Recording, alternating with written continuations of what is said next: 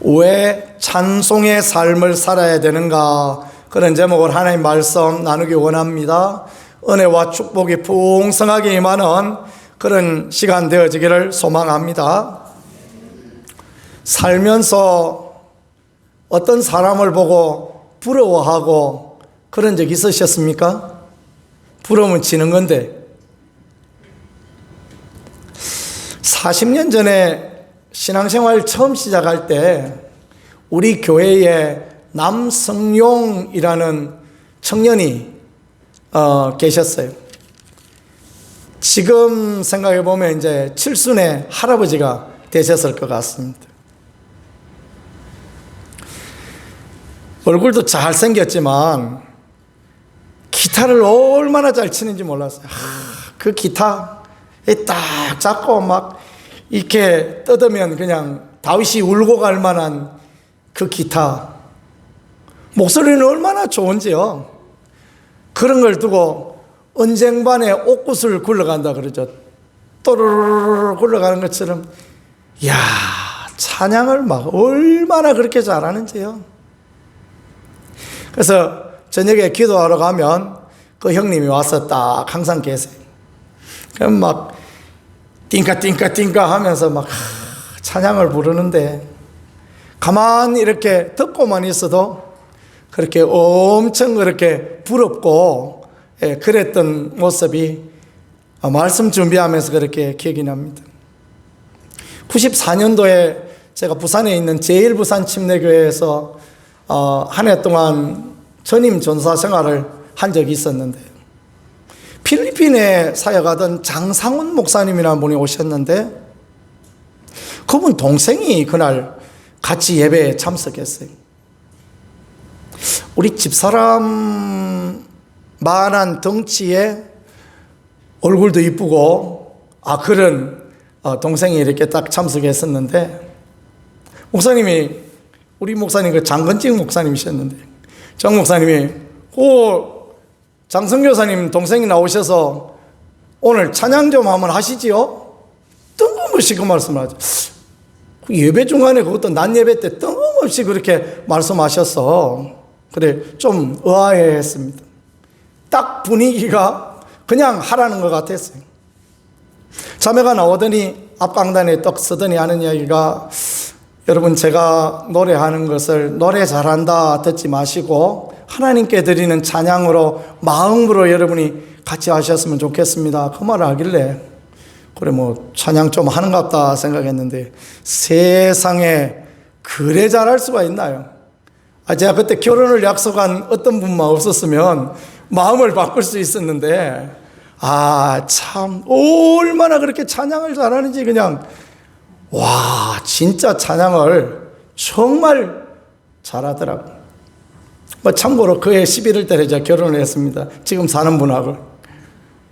야, 찬양을 잘한다, 그게 그렇게 부러울 수가 있습니까?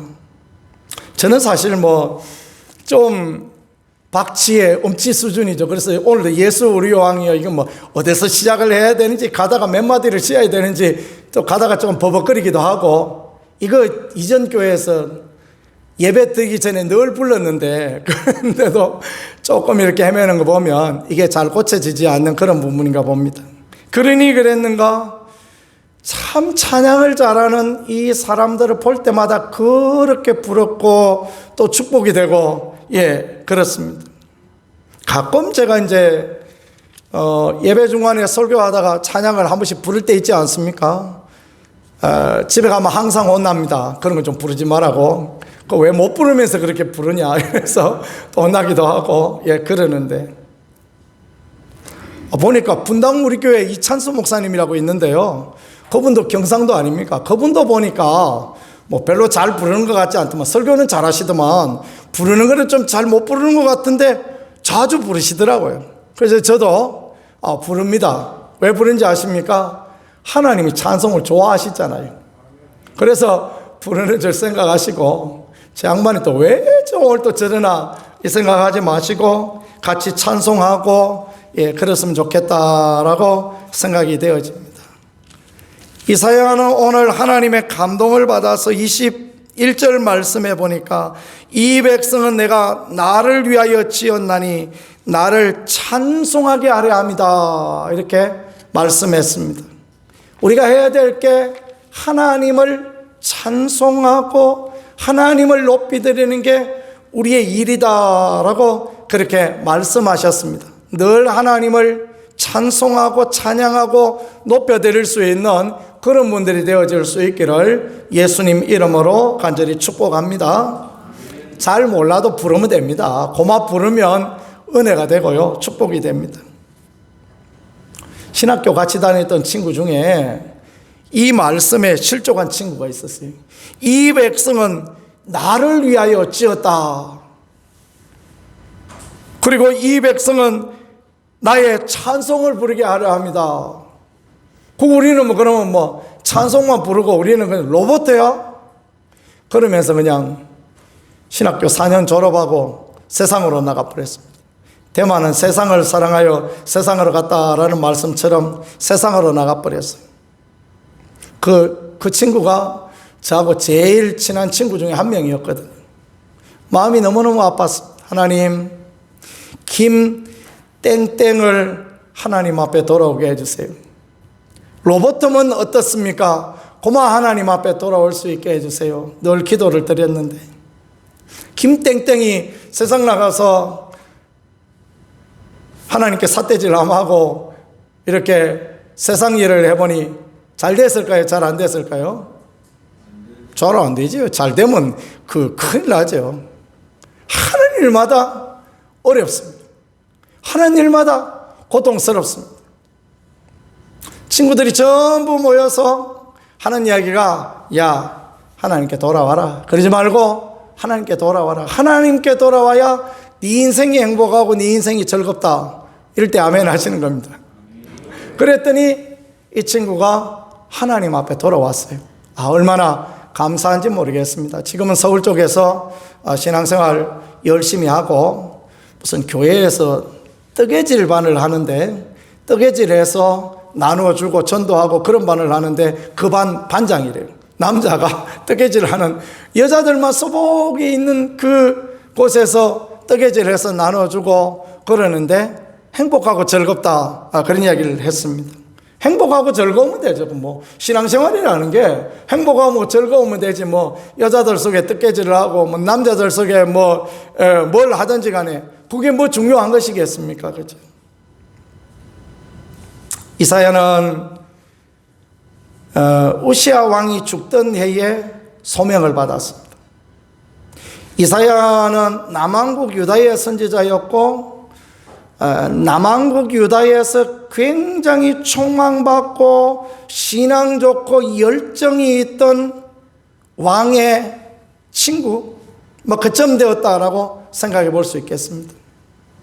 그런데 그 우시아 왕, 그 왕과 함께 미래를 계획하고 그 왕과 함께 장밋빛 비전을 만들어가며 하나님의 영토를, 하나님 나라를 확장하고자 했던 그 모든 일이 수포로 돌아가고 말았습니다. 애고방 바로너고가 아수르를 침입하려고 그러는데 이 애굽은 남쪽에 있잖아요. 그 다음에 중간에 유다가 있고 이스라엘 있고 그 위에 아수르가 있습니다. 이 애굽에서 아수르를 치러 올라가는데 길을 열어달라. 어디서 많이 듣던 이야기죠. 1592년에 있던 임진왜란하고 똑같습니다. 이 외놈들이 중국 침범하려니까 우리 조선 길을 열어달라. 그래가지고 어려웠지 않습니까? 우시아가 굉장히 패기 있는 왕이다가 보니까 바로너고가 아수르 치러 간다, 길 열어달라 그러니까 노! 하고 브레이크를 걸었습니다. 그래서 전쟁하다가 바로너고에 의하여서 죽고 말았습니다. 촉망받던 왕이 죽고 나라가 풍전등화 같이 되어지고 어떤 형편 가운데 되어져야 될지 모르는 이 어렵고 힘든 때에 이사야는 하나님께 부름을 받았습니다. 그리고 이사야가 오늘 하나님의 백성들에게 하는 말 뭐냐? 이 백성이 내가 나를 위하여 지었나니 나를 찬송하게 하려 합니다. 하나님께서 이 백성을 지었는데 하나님을 찬송하고 하나님을 높이고 이것이 이 백성의 마땅한 바다라는 것입니다. 제 친구가 했던 유명한 단어가 잊혀지지 않습니다. 개코나 무슨 우리는 맨날 찬송만 부르고 우리는 무슨 덜러리야 뭐야. 하나님 자기 혼자 영광을 받으시고 우리는 이래가지고 되냐고. 개코나 했던 생각이 그 이야기가 지금도 머리에 맴돕니다. 왜 개코나 그랬을까요? 경상도라. 이 경상도는 또 개코나 그런 이야기를 또 잘하지 않습니까? 개코나 하나님이 당신 혼자 영광 다 받았고 우린 찬송 부르고 우리 로봇이야 뭐야 나는 싫다 그러면서 세상으로 나가버렸어요. 이사야가 이 백성이 하나님 말씀하시 이 백성 내가 나를 위하여 지었다. 나의 찬송을 부르게 하려 합니다. 이스라엘 백성은 그 생각 안 들었겠습니까? 지금 때에 맞는 이야기를 해야지. 지금 우시아 왕도 죽고 나라는 풍전등하고 지금 어떻게 될 형편인지도 모르는 이 상황에 선지자가 하는 이야기가 하나님이 이 백성 나를 위하여 지었으니 나의 찬송을 부르게 하려 합니다. 이런 말 하면 미움 받았겠죠? 이런 말 하면 돌 맞을 만한 그런 형편 되어졌겠죠? 그랬을 거다라는 그런 생각을 하게 되어집니다. 어떤 사람이 있었어요. 아침에 출근을 하는데 마누라가 뭔 옷은 그런 거 입고 가냐고 막 잔소리를 아침부터 그냥 해대기 시작합니다. 막 그냥 온 동네 바가지를 다 가져와서 그냥 걸거대면서 옆집은 이렇게 잘 나가는데 당신은 어째 그러냐 하면서 바가지를 걸거댑니다. 싱긋이 미소를 짓고 출근을 합니다. 지하철을 탔는데 그냥 얼마나 복잡한지 그냥 막 밀어대고 옆에 있는 아가씨는 화장을 얼마나 진하게 했나 화장품 냄새에 코를 찔러서 그냥 머리도 못 들 만큼 하고 그렇습니다. 그것도 빙긋이 웃고 있습니다. 아침에 가다가 보니까 뭐가 또 잘못돼가지고 조금 늦게 왔다고 그냥 부장님께서 그냥 얼마나 그냥 혼을 내시는지 이 김대리 왜 맨날 늦게 다니냐고 맨날 늦게 다닌 적 없는데 왜 맨날 늦게 다니냐고 막 짜증을 잔뜩 내십니다. 그래도 스마일 합니다. 하루 종일 일하고 집에 갔더니 반찬을 내놨는데 짜가지고 먹지도 못할 형편입니다. 그래도 즐겁습니다. 이 사람은 왜 그럴까요? 1. 미쳤기 때문이다. 2. 로또 1등 당첨됐기 때문이다. 어떤 것 같습니까? 로또 복권 1등에 당첨됐다. 마누라한테도 이야기 안 하고 동료한테도 이야기 안 하고 나 혼자 주머니 넣고 있는데 1등 당첨됐어요. 20억 당첨됐어요. 그러니까 잔소리를 하거나 말거나 지하철이 밀리거나 말거나 구사리를 먹거나 말거나 된장찌개가 짜든가 말든가 행복한 겁니다. 이사야가 그 이야기하고 싶은 거예요. 자신이 믿는 하나님, 자신이 신뢰하는 하나님이 여전히 살아계시고 하나님의 백성들에게 로또 복권 같은 하나님이시라. 그래서 너무너무 행복하고 즐겁고 하나님께서 나를 위하여 지었다. 이 백성 나의 찬송을 부르게 하려 합니다. 그 이야기를 지금 하고 있는 그런 부분이 되어지는 것입니다. 이 말씀을 우리가 잘 보는 게 굉장히 중요합니다. 하나님이 약속의 하나님이요 인생의 문제를 해결하시는 하나님이요 구원의 하나님이시기 때문에 지금 이야기를 하는 거예요. 그래서 14절 보십시오. 14절 한번 같이 읽어보겠습니다. 시작. 너희의 구속자요 이스라엘의 거룩한 이 여호와가 말하노라. 너희를 위하여 내가 바벨론에 사람을 보내어 모든 갈대아 사람에게 자기들이 연락하는 배를 타고 도망하여 내려가게 하리라. 하나님이 무슨 말씀하시느냐 하면 14절에 보니까 너희의 구속자다 이렇게 말씀하십니다. 한번 같이 해보겠습니다. 하나님은 우리의 구속자이십니다. 아멘. 구속자라는 말은 무슨 말입니까? 누구처럼 잡혀갔다는 이야기입니까? 아닙니다. 하나님께서 빚 갚아주신 그런 사람이다라는 그런 의미예요. 예를 들면 이런 것입니다.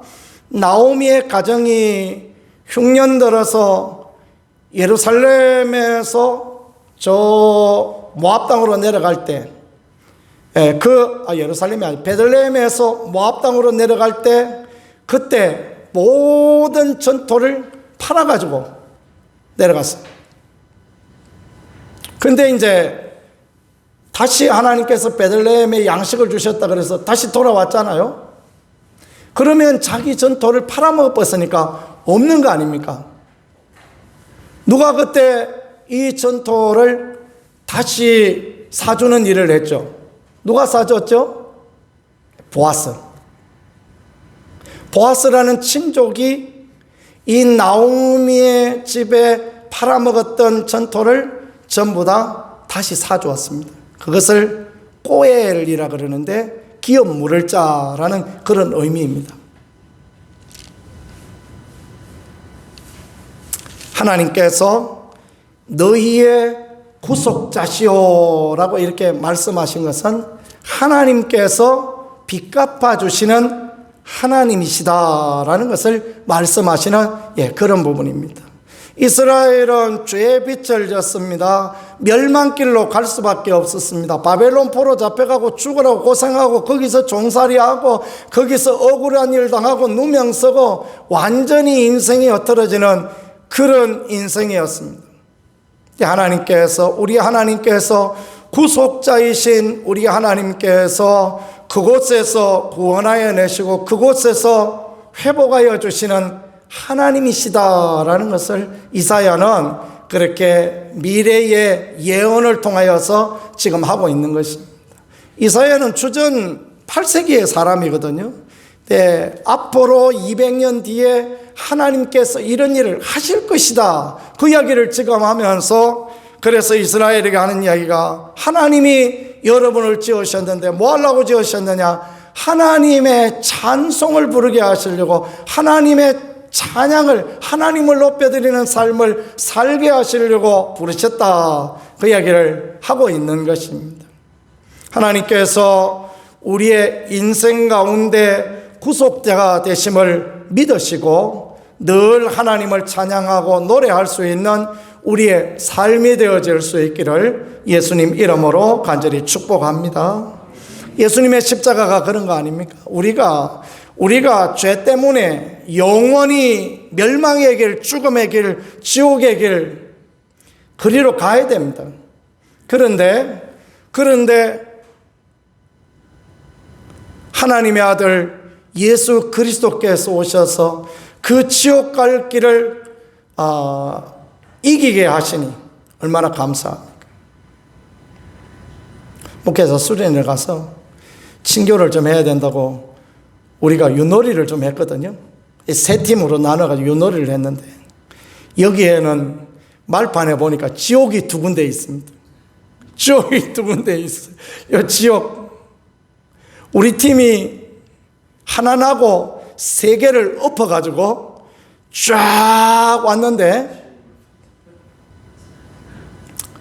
딱 던졌는데 윷이 나왔습니다. 할렐루야 하고 막 기쁘고 좋아했는데 그 윷이 보니까 도개걸윷 거기가 지옥인 것입니다. 그래 빠져가지고 그 판에 꽁지하고 그런 섭섭함을 있었는데 그러면 오다가 난리를 쳤어요. 아이 목사님들이 말이 윷놀이 하는데 뭐 지옥이 있냐고 천국만 있고 지옥은 없어야 된다 그랬더니만은 지옥에 대한 경각심을 가져야 된다고. 새동 엎어가다가 지옥에 빠지면 너무 섭섭한 것을 알아야 된다고. 그래 지옥 이야기 했었는데 지옥 같은 세상 가운데에서 구속자가 되신 하나님이시니 예수 그리스도의 십자가를 통하여 그 지옥 같은 인생에서 천국으로 이끌어 주셨으니 그게 그게 정말 하나님 앞에 찬양해야 될 그런 부분이다라는 걸 말씀하는 거예요. 지난주에인가 제가 말씀드렸지 않습니까? 아버지가 빚 400만 원 탕감해 주니까 얼마나 그렇게 감사하고 할렐루야를 막 외치게 되었다, 그런 이야기 했었죠. 그죠? 그렇습니다. 하나님은 우리의 인생의 빛을 탕감해 주시는 분, 죄의 빛을 탕감해 주시는 분, 영원한 멸망길에서 우리를 구원하여 주시는 분. 그러니까 노래가 저절로 나오고 찬양이 저절로 나오고 행복하고 즐거운 게 그게 신앙생활이어야 한다라는 것을 우리에게 가르쳐주고 있는 그런 부분입니다. 늘 주님을 노래할 수 있는 그 복된 길에 가는 우리가 되어질 수 있기를 소망합니다. 두 번째는요, 그 말씀 14절 후반절에 보니까 뭔 말씀하십니까? 바벨론에 사람을 보내어 모든 갈대아 사람에게 자기들이 연락한 배를 타고 도망하여 내려가게 하리라 말씀하십니다. 바벨론이 이스라엘을 괴롭히고 바벨론이 유다를 괴롭히고 바벨론 포로로 끌고 가고 난리도 아니었습니다. 근데 하나님께서 바벨론에 사람을 보내어서, 바벨론에 바사왕 고레스를 보내어서 바벨론을 치게 하시고 바벨론을 망하게 하시고, 그리고 하나님의 백성을 구원하여 주시는 은혜를 줄 것이다, 그걸 지금 미리 예언하고 있는 것입니다. 그러니까 하나님의 백성, 하나님을 찬양하고 하나님을 노래하고, 결국은요, 억지로 노래하고 억지로 찬양하고 개코나 그런 이야기하고 그러라고 하는 것이 아닙니다. 하나님의 행하심을 보고 하나님의 은혜를 보고 하나님의 역사를 보고 하나님을 찬양하고 높이는 것이야말로 성도의 인생이요, 이것이 마땅하다라는 것입니다. 여러분 인생 가운데 어렵고 힘들고 낙심되고 절망되는 모든 상황에서 하나님이 일하여 주심으로, 하나님이 도와주심으로, 하나님이 빛 갚아 주심으로 하나님을 마음껏 찬양하고 노래하는 기쁨과 즐거움의 인생 살아갈 수 있기를 예수님 이름으로 간절히 축복합니다. 그래서 하박국은 무화과나무 무성치 못하고 감람나무 열매 거치고 우리의 양이 없고 외양간에 송아지 없고 아무것도 없어도 뭐 때문에 기뻐한다고요? 구원의 하나님으로 인하여 기뻐한다. 왜? 하나님께서 그 갈대아 사람을 치시고 하나님이 구원을 베풀어 주실 것을 보여주셨기 때문에 그런 것입니다. 주전 8세기의 선지자 이사야는 그런 고백을 했고, 주전 6세기의 선지자 하박국은 정말 하나님이 그렇게 하실 것이다 믿고 찬양하고 감사하고 노래했습니다. 하나님의 역사 가운데 바사왕 고레스를 세우셔서 그렇게 이 페르시아 왕을 통하여서 이스라엘을 회복시켜 주시고, 하나님께서는 하나님의 아들 예수 그리스도를 세우셔서 십자가를 통하여 우리를 구원하시고 그런 은혜와 은총을 베풀어 주시고 우리의 모든 죄의 짐을 구속하여 주시고 우리의 원수 악한 마귀를 패망하게 하시고 우리로 믿음의 길, 축복의 길로 가서 하나님 앞에 찬양하는 그런 인생을 살게 하신다라는 것을 알게 해주시고 깨닫게 해주시는 그런 부분입니다. 그러니까 우리가 억지로 찬양하는 게 아니라 우리가 하나님의 행하신 일을 보니까, 하나님의 은혜를 누리니까 너무너무 감사해서 찬양하지 않고는 견딜 수 없도록 하시는 것. 그래서 나를 찬송하게 하려 합니다, 이렇게 말씀하셨다라는 거 믿으실 수 있기를 축복합니다. 인생의 믿음이 무엇이겠습니까? 그것은 하나님이 일하신다, 그걸 믿는 거예요. 하나님이 역사하신다, 하나님이 도와주신다, 그리고 믿음의 고백으로 그렇게 하는 것입니다. 하나님이 그렇게 은총 주신다, 그러면요 하나님이 그렇게 정말 놀랍게 은총 주시고 하나님이 역사하여 주시는 것입니다. 저희 아내는 저하고 결혼하고 우리 아이들이 큰아이가 5살 때 그때 상담학을 공부했습니다. 그때 제가 전에 섬기던 교회 후임자로 가서 뭐 사례도 몇 번 못 받을 때고 참 어려울 때였습니다. 공부를 하신다 그래서 공부를 하시라고 이야기를 했습니다. 근데 제가 늘 하는 고민은 뭐냐면, 저 등록금은 나중에 어떻게 갚을 건가. 그때 이제 대학생 등록금 뭐 이렇게 대출받고 그런 것들이 있었거든. 지금도 그런 있지 않습니까? 지금은 이제 뭐 국가장학금 많아서 그거 받아서 문제 없는데, 그때는 그런 것도 없었어요. 야, 저거 어떻게 갚을까? 내 죽을 때까지 갚아도 다 갚을까 생각이 들고 그랬습니다. 저희 아내는 저한테 항상 그 얘기했습니다. 하나님이 한 방에 갚아주신다. 하나님이 한 번에 갚아주시니까 아무 걱정하지 마라. 근데요, 진짜 저희 아내가 졸업할 때쯤 하나님이 한 방에 갚아주셔서, 하나님 돈 몽땅 주셔서, 생각하지 못했던 돈을 주셔서 그렇게 갚아주셨어요. 아멘이죠? 믿음의 고백을 하면 하나님이 일하여 주시고, 하나님이 역사하여 주시고, 노래 부를 수 있게 그렇게 은혜를 하나님이 허락하여 주신다라는 것, 그것을 그렇게 우리에게 말씀하시고 가르쳐 주시는 것입니다. 15절에 보세요. 나는 여호와 너희의 거룩한 이요 이스라엘의 창조자요 너희의 왕이니라. 하나님이 왕이시래요. 하나님이 우리의 보호자시래요. 그러니까 찬양하지 않을 수 없는 그런 모양이 되어지는 것입니다. 예수님을 말할 때 언제나 다윗의 자손 예수다 그렇게 표현했지 않습니까? 이 다윗이 위대함은 무엇입니까? 전쟁에 나갈 때마다 계속 이기는 거예요. 계속 지지 않고 이깁니다. 그러니까 다윗의 때에는 온 나라가 평안했습니다. 왕이 전쟁에 나가서 꽁무니 빼고 도망가고 막 그러면 불안하지 않습니까? 초조하지 않습니까? 그런데 다윗의 때는 그렇지 않습니다. 다윗이 나가서 전쟁에 나가서 이기니까 항상 나라가 평안하였습니다. 예수 그리스도께서 우리 왕이 되어 주셔서 이렇게 우리를 지키시고 보호하여 주시니 우리는 그 보호로 말미암아 평안하고 기쁘게 되어지며 마음껏 하나님을 찬양하고 노래하는 그런 인생이 되어진다. 그래서 16절에 보니까 나 여호와가 이같이 말하노라. 바다 가운데 길을, 큰 물 가운데 지름길을 내고 그랬습니다. 바다 가운데 길을 내신대요. 홍해 사건 이야기하는 거죠. 큰 물 가운데 지름길을 내고, 이거는 요단강 건너가던 사건을 이야기합니다. 하나님이 이렇게 역사하셨다. 하나님이 이렇게 도우셨다. 그래서 노래하게 하셨다. 이스라엘의 지도자 중에 한 명이 홍해를 건너고 난 뒤에 노래하고 했죠. 미리암이 소고치며 노래했던 것들이 성경에 기록되어져 있습니다. 하나님은 우리를 찬양하게, 하나님을 노래하게, 하나님 앞에 즐겁고 기쁜 인생을 살게 해주시기를 원하시는 게 하나님의 심정이다라는 것을 믿으실 수 있기를 축복합니다. 어려워요. 힘들어요. 이사야가 선지자로 부름받았을 때 그때 우시야 왕은 죽고 나라는 전쟁에 휩쓸려서 엉망진창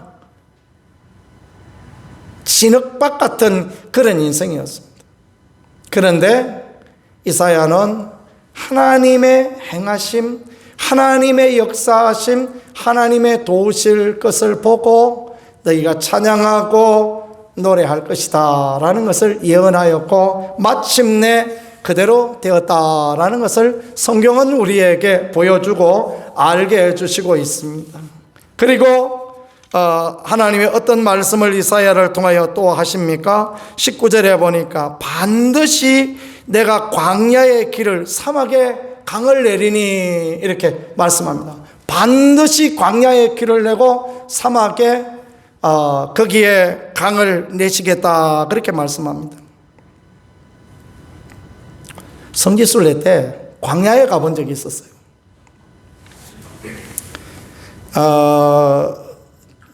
저 수에즈의 저 끝, 홍해의 저 끝, 그러니까 마라의 샘이 있는 곳에서 차를 타고 쭉 가는데 7시간을 가서 시내산에 도착을 했습니다. 그 길이 전부 광야예요. 아무것도 없어요. 내다보다 가끔 시띠나무 하나씩 있고 아무것도 없는 들판입니다. 11월 달에 갔었는데요. 그래도 뜨거워요. 그 광야를 걸어간다는 게 얼마나 고통스럽고 얼마나 힘든 것이겠습니까? 그런데 광야에 하나님이 길을 내시면 어때요? 하나님이 길을 내시면 수월하잖아요. 그 광야 가운데 하나님이 물을 주시면 어때요? 그 광야 지나갈 만한 거예요. 하나님께서 만나도 먹여주시고 메추라기도 먹여주시고, 우리는 그 광야, 이스라엘이 40년 왔던 그 광야를 7시간 만에 지나왔는데요, 아무 문제 없었습니다. 왜 그런지 아십니까? 우리가 벤저 버스를 타고 왔거든요. 이야, 그거 확실히 좋긴 하더라고요. 벤저 버스를 딱 타고 거기 안에 시원한 물이 들어있는 냉장고가 있고 에어컨 빵빵하게 막 쏟아져 나오고, 뭐 광야요. 아무 문제 없었어요. 광야 고속도로가 있는 걸 뭐 문제예요. 고속도로 샥 타고 오고 중간에 오다가 그냥 목마르면 시원한 음료 마시고 그렇게 오니까 광야가 하나도 어렵지 않았습니다. 하나님이 하나님 백성에게 그 이야기 하는 거예요. 광야에 길을 내시고 사막에 강을 내어주시겠다. 아멘이죠? 하나님의 백성에게 하나님이 이렇게 하시는데 이스라엘은 찬양하지 않고 노래하지 않고 할 이유가 있겠습니까? 하나님은 하나님을 의뢰하는 백성들에게 이 우시아 왕이 죽고 오늘 나라는 전란에 휩싸이고 이런 상황이지만 하나님께서 여전히 함께 하시고 도와주셔서 이런 은혜와 축복으로 도우심으로 역사하시겠다. 그래서 그들의 죄의 문제를 해결하시고 그들의 빚을 갚아주시고 이기지 못할 원수를 이기게 하시고 하나님이 보호하시고 광야 가운데서도 하나님이 은혜 가운데 이끌어 주시겠다라고 약속하여 주시니 이 하나님을 찬양하고 노래하지 않아야 될 이유가 있겠습니까? 우리는 늘 눈에 보이는 어떤 것들 때문에, 어떤 일들 때문에 노래하지도 못하고 찬양하지도 못하고 낙심하고 절망하고 그럴 때가 많습니다.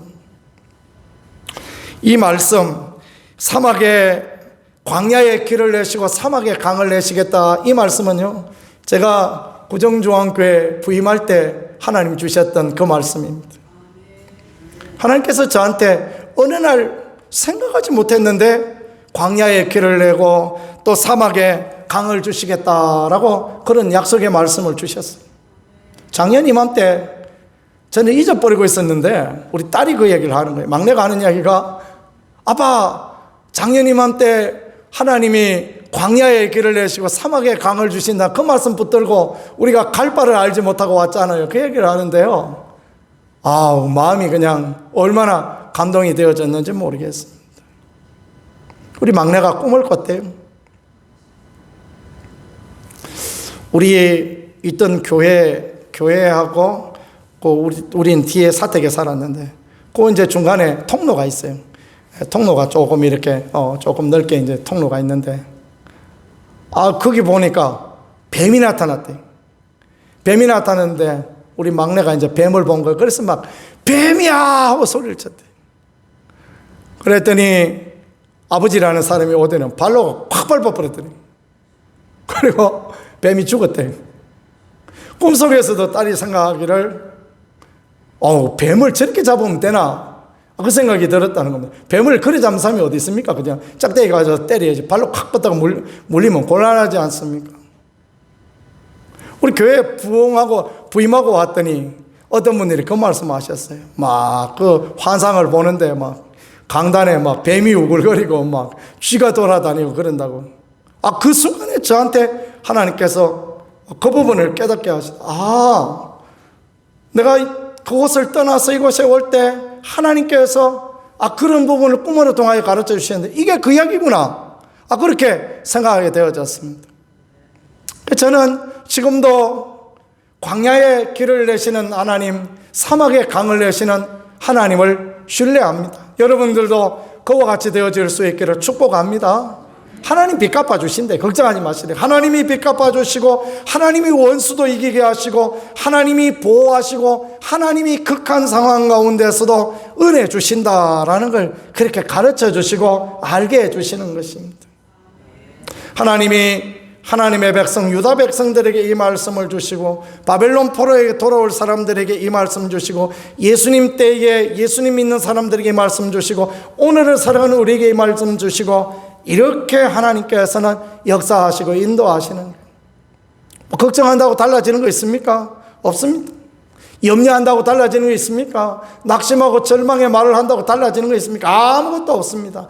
믿음의 말을 하고 하나님을 신뢰하고 하나님을 바라고 나가면 하나님이 이렇게 구속자가 되어주시고 이기게 하여 주시고 보호자가 되어주시고 광야의 길도 사막의 강도 내어주시는 은혜 하나님이시다라는 것을 이사야는 이렇게 말하고 있고, 또 그것은 그대로 현실대로 되어졌습니다. 그렇습니다. 우리 모두가 이런 믿음의 길을 달려갈 때 하나님께서는 우리의 삶에 놀라운 반전의 은혜를, 하나님의 함께 하심을, 하나님의 선한 역사를 그렇게 이루어 주실 걸 믿고 믿음으로 나가고, 늘 언제나 하나님을 찬양하고 하나님을 높여드리고 믿음의 선한 싸움을 싸우고 나가는 우리 모두가 되어질 수 있기를 우리 구세주 예수 그리스도 이름으로 간절히 축복합니다. 우리 같이 기도하겠습니다. 우리 같이 기도할 때 주여, 우리의 찬양이 되어 주실 하나님, 우리 아버지, 우리의 찬양의 모든 상황을 만들어 주실 하나님, 그 하나님을 높여드리고 그 하나님을 바라보고 믿음의 길을 달려가기를 원합니다. 이 시간 우리 합심하여 이 3분간 하나님 앞에 기도하도록 하겠습니다. 같이 기도드리겠습니다. 주님, 은혜를 허락하시는 주님을, 이 시간도 오시는 하나님 우리 아버지를 찬양합니다. 이스라엘의 구속자가 되신 하나님, 우리의 꼬엘이 되신 하나님, 하나님을 높여드립니다. 우리의 삶의 문제를 해결하실 하나님을 기대합니다. 우리의 구원자 되시고 우리의 창조자가 되시고 우리의 보호자가 되시는 하나님을 바라봅니다. 하나님, 우리 아버지의 광야의 길을 내시는 하나님을 바라봅니다. 아버지와 사막의 강들을 내실 하나님을 바라봅니다. 우리의 인생의 모든 학교를 인도하실 하나님을 바라보니 믿음의 선한 길을 달려가며 어떤 길에도 믿음의 고백을 하며 주님 앞에 나가는 우리가 되게 하시고 영광의 하나님을 의지하는 우리가 되어질 수 있게 인도하여 주시옵소서. 주님, 불쌍히 여겨 주시옵소서. 주여, 정을 허락하여 주시옵소서. 주님, 위로를 허락하여 주시옵소서.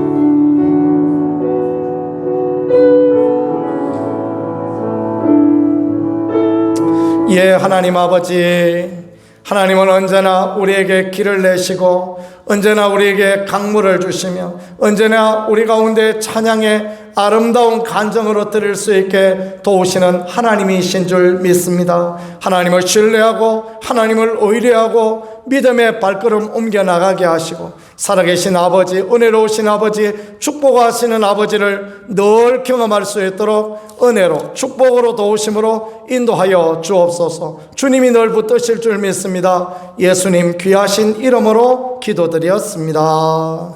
아멘.